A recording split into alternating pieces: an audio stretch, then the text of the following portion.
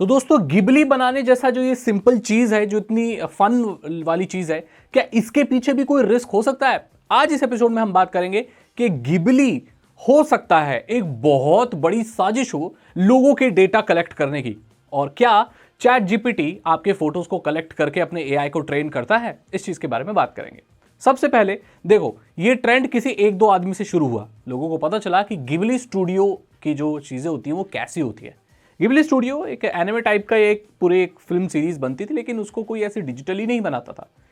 AI capability आई, लोगों को बहुत अच्छा लगा कि भाई ऐसा कुछ कार्टून जैसा कुछ बना दे रहा है, और लोगों ने एक को फॉलो किया, दूसरे को फॉलो किया, एक दूसरे को फॉलो करके ये पूरा ट्रेंड बन गया। अभी इंटरनेट पे ऐसा कोई आदमी नहीं है जिसने गिबली इमेज ना बनाई हो, एंड दैट मीन्स ऐसा कोई आदमी नहीं है जिसने अपना फोटो चैट जीपीटी को ना दिया हो। आपको यह मालूम होगा कि जब चैट जीपीटी आया था तो उसमें यह कहा गया था कि अपनी कोई पर्सनल चीजें शेयर ना करें, क्योंकि हो सकता है कि वो ह्यूमन द्वारा रिव्यू किया जाए। दैट मीन्स चैट जीपीटी अभी भी बेटा स्टेज में है, एंड आप कुछ भी उसको दे रहे हैं, वो कैसे रिस्पॉन्स दे रहा है, उस चीज की स्टडी उनके एम्प्लॉय कर रहे हैं। और आपको यह मालूम होगा कि कोई भी एआई टूल डेटा पर काम करता है, और ये डेटा पब्लिकली अवेलेबल डेटा हो सकता है या और कहीं से गलत जगह से आया हुआ डेटा भी हो सकता है। चैट जीपीटी नहीं, दुनिया के सारे एआई के ऊपर यह आरोप है कि वो पब्लिकली अवेलेबल डेटा को स्क्रैप करता है, उससे अपने एआई को ट्रेन करता है।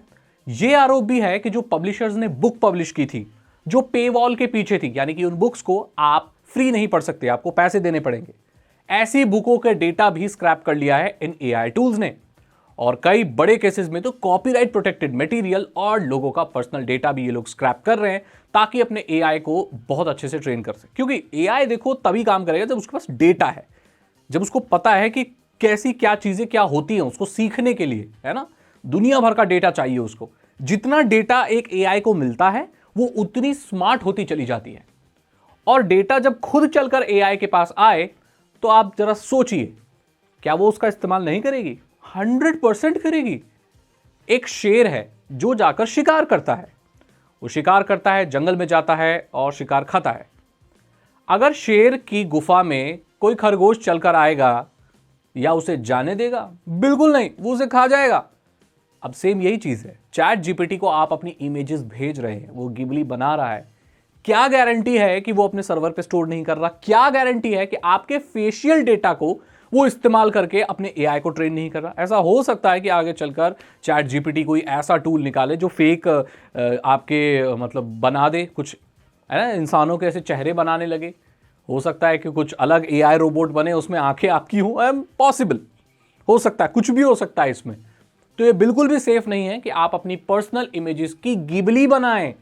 ऐसी किसी भी इमेज जो आप इंटरनेट पर पोस्ट नहीं करोगे, उसको आपको गिबली में कन्वर्ट नहीं करना चाहिए। Simple as that.